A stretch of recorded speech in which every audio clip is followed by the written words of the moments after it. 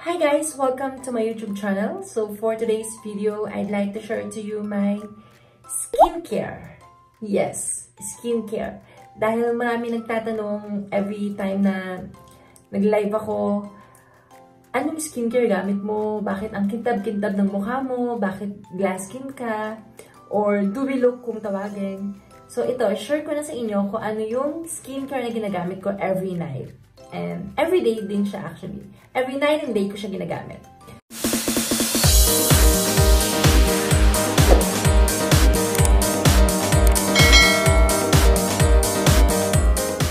So, ano lang naman siya is Jeju Aloe Eyes. But, I have two brands of Jeju Aloe Eyes here. So, we have Jeju Aloe Eyes and from The Face Shop. So, medyo basa-basa pa siya kasi galing pa siya sa freezer. And then, yung isa is Jeju Aloe Eyes from The Fresh Skin Lab. Ayan. This is a very quick comparison between the Jeju Aloe Eyes, The Face Shop, and the Jeju Aloe Eyes ng The Fresh Skin Lab. So, yan ang ginagamit ko guys. Jeju Aloe Eyes. Pero since dalawa yan, dalawang brand yan, di ba? So, i-compare natin. Yes, pag-compare natin siya. So, ayaw natin ang kino-compare, di ba? Pero ito, i-compare natin siya kasi hindi naman to tao. So, this is brand.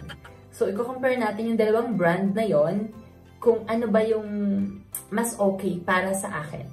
So, isa kasi dyan is nahiyang ako. Isa dyan is hindi masyadong maganda yung result sa akin. So, ito na nga.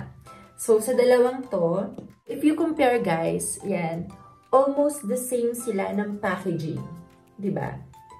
Ito kasi yung packaging before ng Fresh Skin Lab. Before, ito yung packaging niya. No? So, almost the same sila before. But, ito ha, pero unang nilabas ang Jeju Aloe Eyes, The Face Shop, compare dito sa Jeju Aloe Eyes, Fresh Skin Lab. So, mas unang nakilala si The Face Shop kesa sa The Fresh Skin Lab. Ayan. So, if you notice, almost same sila ng packaging. So, nagkakatalo lang sila sa color. And kung napapansin nyo, mas light yung Fresh Skin Lab compare dito sa takip ng The Face Shop. Pero yung placement ng aloe vera, same sila na nasa left side. Ayan. And yung ice, meron din yung mga ice cubes. Ayan. Almost same nga sila. Dahil nga, nako-compare nga sila na parang it's almost the same. Diba? Pero ngayon, yung latest ng packaging ng The Fresh Skin Lab is iba na. So, naglabas na. Ito na yung bagong packaging ng The Fresh Skin Lab. So, kung mapapansin mo, yung packaging ngayon ng Jeju Aloe Eyes, The Face Shop, malaki na yung pagkakaiba nila nitong Jeju Aloe Eyes Fresh Skin Lab. So, mapapansin mo na kung ano yung The Fresh Skin Lab at yung The Face Shop.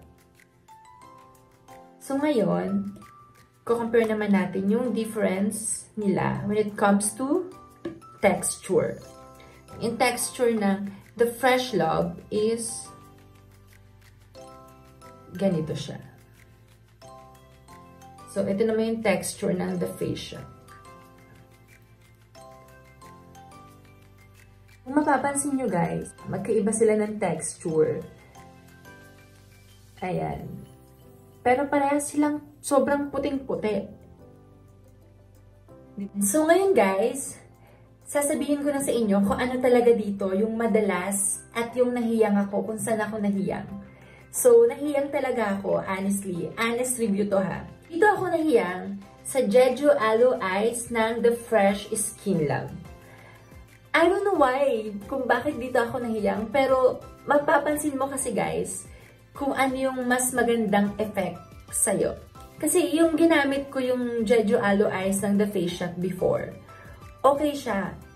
Okay naman siya, ang ganda ng pakiramdam sa mukha, sobrang, alam mo yun, mino-moisturize niya talaga yung skin mo. Pero yung paggising mo sa umaga, hindi ko nagustuhan yung effect na parang ang sticky, tapos sobrang oily ng face. Unlike dito sa Jeju Aloe Eyes, yung ginamit ko yung Jeju Aloe Eyes ng The Fresh Skin Love. Gabi pa lang, napakaganda na ng effect niya, as in yung soothing effect. Sobrang mafe-feel mo kung gaano siya kaganda sa'yo. And din yung paggising mo kinabukasan. Alam mo yun, makikita mo na napaka-fresh, napaka-glass, napaka-fresh ng face mo, looking healthy, na parang ito yung resulta ng Fresh Skin Love. Maninotice nyo yan kasi guys, kung ano yung mas hiyang sa'yo. Kasi honestly, hiyangan lang talaga siya.